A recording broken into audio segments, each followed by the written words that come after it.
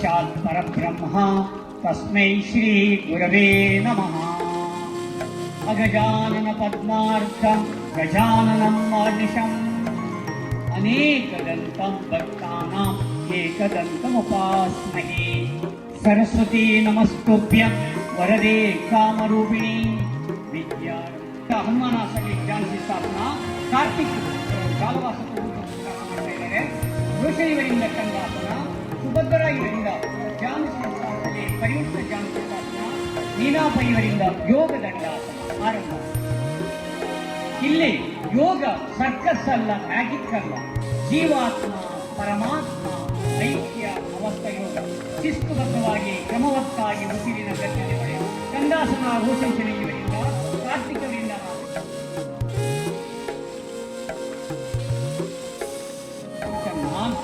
ಕಾರ್ತಿಕವರಿಂದ ಪಾರ್ಶ್ವಪೂಜ ದಂಡಾಸನ, ಸುಮಾ ಇವರಿಂದ ದ್ವಿಹಸ್ತ ಪೂಜಾಸನ ಕೂಡುಗಳ ಆಧಾರದ ಮಾಡಿ.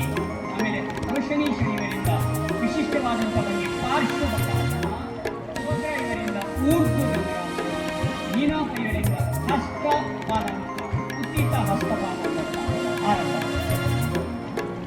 ಭಾರತೀಯ ಸಂಸ್ಕೃತಿ ಕಲೆಯಾದ ಯೋಗಕ್ಕೆ 10 ಹಲವು ವ್ಯಾಖ್ಯಾನಗಳನ್ನು ಹೇಳ್ತಾರೆ ಮಹಿಳೆಯರು.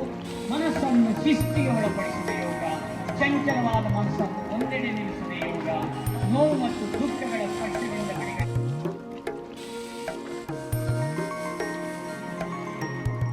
ತೋಳುಗಳ ಆಧಾರವಾದ ಪಿಂಚ ಮೈಲ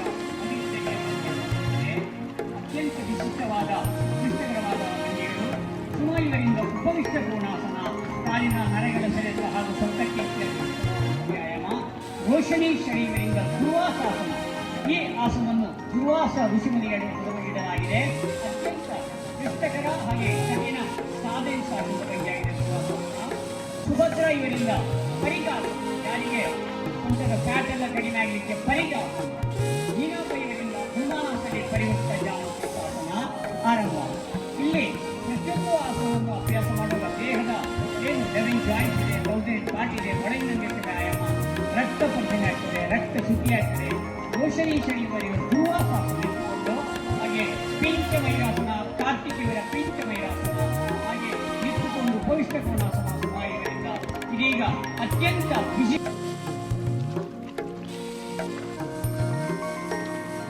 ಮಾಡುವಂಥ ಬಗ್ಗೆ. ಆಮೇಲೆ ಸುಮಾ ಇವರಿಂದ ಸಕಾಸನ, ರೋಷಣಿ ಶನಿ ಇವರಿಂದ ಭುಜಪೀಡಾಸನ, ಸುಭದ್ರ ಇವರಿಂದ ಯೋಗ ದಂಡಾಸನ, ನೀನಾಪ ಇವರಿಂದ ದ್ವಿಹಸ್ತ ಪೂಜಾಸನ. ಯೋಗ ಎನ್ನುವ ಪದ ಸಂಸ್ಕೃತ ಆರಂಭ, ಮೂಲಧಾತುವಾದ ಯುಜ್ ಎನ್ನುವುದರಿಂದ ಬಂದಿದ್ದು. ಕೂಡಿಸು, ಜೋಡಿಸು, ಸೇರಿಸು, ಒಂದಾಗಿಸು, ಐಕ್ಯಗೊಳಿಸು. ನೀನಾಪ ಇವರಿಂದ ತೋಳುಗಳ ಆಧಾರದಿಂದ ದ್ವಿಹಸ್ತ ಪೂಜಾಸನ, ಸುಭದ್ರ ಇವರ ಯೋಗ ದಂಡಾಸನ, ರೋಷಣಿ ಇವರಿಂದ ಭುಜಪೀಡಾಸನ, ಕಾರ್ತಿಕವರಿಂದ ಅಷ್ಟವಸ್ತ್ರಾಸನ. ಯೋಗ ಔಷಧಕ್ಕೊಂದು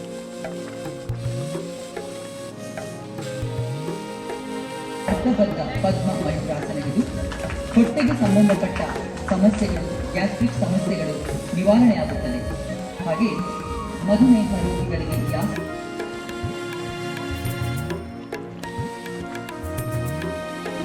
ಪದ್ಮ ಮಯೂರಾಸನ, ಊರ್ಧ್ವ ಕುಟಿಕಾಸನ ಹಾಗೂ ಯೋಗ ಮುದ್ರಾಸನ.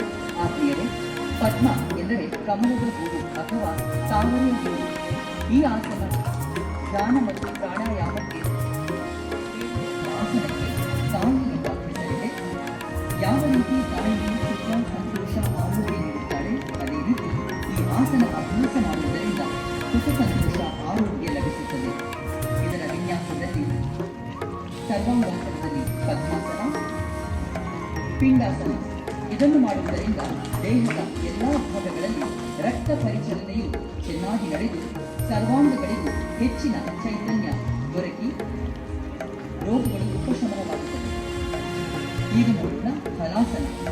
ಈ ಆಸನವು ನೇಗಿಲ ಆಕಾರ ಹೋಗುವುದರಿಂದ ದೊರಕುವ ಎಲ್ಲ ಪ್ರಯೋಜನಗಳು ಈ ಆಸನದಿಂದಲೂ ಲಭಿಸುತ್ತದೆ. ಇದರ ವಿನ್ಯಾಸ ಗಮನಿಸಿ.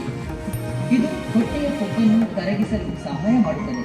ಭುಜಗಳಲ್ಲಿನ ನೋವು, ಮೂಳೆ, ಕೈಗಳಲ್ಲಿನ ಸಿಡಿತ ಹಾಗೂ ಬೆನ್ನು ನೋವನ್ನು ಪರಿಹರಿಸಿ ನಮ್ಮಲ್ಲಿ ಲವಲವಿಕೆಯನ್ನು ಉಂಟು ಮಾಡುತ್ತದೆ.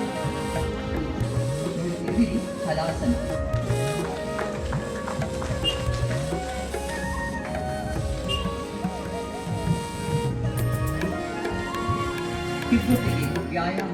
ಹೆಚ್ಚುತ್ತದೆ, ತೋಳುಗಳು ಬಲಯುತವಾಗುತ್ತದೆ. ಈ ಆಸನ ಕೈಗಳ ಆಧಾರದಿಂದ ಅಭ್ಯಾಸ ಮಾಡುವ ಆಸನವಾಗಿದೆ. ಈ ಆಸನಕ್ಕೆ ಮಯೂರ ಪಕ್ಷಿಯ ಹೆಸರನ್ನು ಇಡಲಾಗಿದ್ದು ಇದು ಪದ್ಮ ಮಯೂರಾಸನ ಎಂದು ಪ್ರಸಿದ್ಧಿ ಪಡೆದಿದೆ. ಅತಿ ಪ್ರಾಮುಖ್ಯ ಆಸನ ಶೀರ್ಷಾಸನ. ಇದರ ಉಪಯೋಗಗಳು ಹಲವು. ಇದನ್ನು ನಿರಂತರವಾಗಿ ಅಭ್ಯಾಸ ಮಾಡುತ್ತಿದ್ದರೆ ಶರೀರದ ಎಲ್ಲ ವ್ಯಾಧಿಗಳು, ರೋಗ ರುಜಿನಗಳು ನಿವಾರಣೆಯಾಗುತ್ತದೆ. ಇದರ ವಿನ್ಯಾಸ ಗಮನಿಸಿ. ಮುಂದಿನ ಆಸನ ಶೀರ್ಷಾಸನದಲ್ಲಿ ಮೂಲಬಂಧ.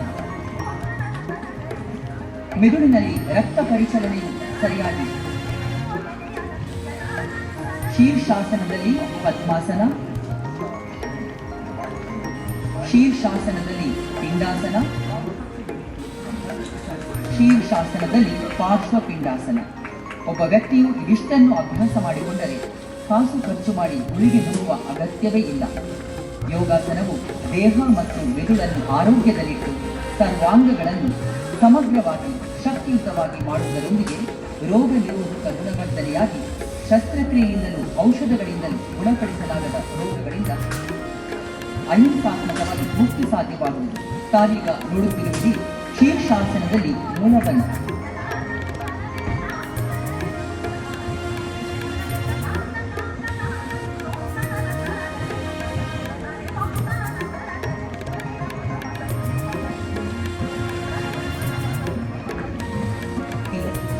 ಮತ್ತು ಚಿತ್ತವನ್ನು ಹಾಕಿ ಶರೀರವನ್ನು ಸ್ವಲ್ಪ ಮುಂದಕ್ಕೆ ಬಾಗಿಸಿ ತಲೆಯನ್ನು ಸ್ವಲ್ಪ ಓರೆ ಮಾಡಿ ಬಲಮೂಗಿನಿಂದ ನೇತು ಪಾತ್ರೆಯ ಮೂಲಕ ನೀರನ್ನು ಹಾಕಿ ಎಡಮೂಗಿನ ಮುಖಾಂತರ ಆ ನೀರನ್ನು ಹೊರತರಬೇಕು.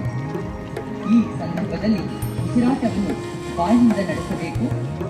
ಜಲನೇತು ಮಾಡುವಾಗ ಗಮನವೆಲ್ಲ ಫಲತಟ್ಟು ನೀಡುವ ಮೂಲಕ ಅವರಿಗೆ ಗೌರವಾರ್ಪಣೆಯನ್ನು ಮಾಡಬೇಕು. ಹಾಗೆ ಪ್ರಭಾಕರ್ ಆಫೀಸರ್ ಎಲ್ಲರಿಗೆ ಸಹ ಎಲ್ಲರೂ ಸ್ವೀಕಾರ ಮಾಡಿಕೊಳ್ಳಿ. ಮಲ್ಲಿಕಾ ಪರವಾಗಿ ಎಲ್ಲಿಗೂ ಗೌರವ ನೀಡ್ತಾ ಇದ್ದೇವೆ. ಇಂಥ ಯೋಗದ ತರಬೇತಿಯನ್ನು ಕೂಡ ನಾವು ಅಭ್ಯಸಿಸಿದರೆ ನಮಗೆ ಒಂದು ಬಹಳ ವಿಶೇಷವಾದ ಆಭರಣವಾಗಿ ಉಳಿಯುತ್ತದೆ. ಇವತ್ತು ಸ್ವಾಸ್ಥ್ಯ ಬಹಳ ಅಗತ್ಯ. ಆ ಸ್ವಾಸ್ಥ್ಯ ಪ್ರಾಣಿಗಳಾದರೂ ಅವುಗಳು ಮಾಡಿಕೊಳ್ತವೆ.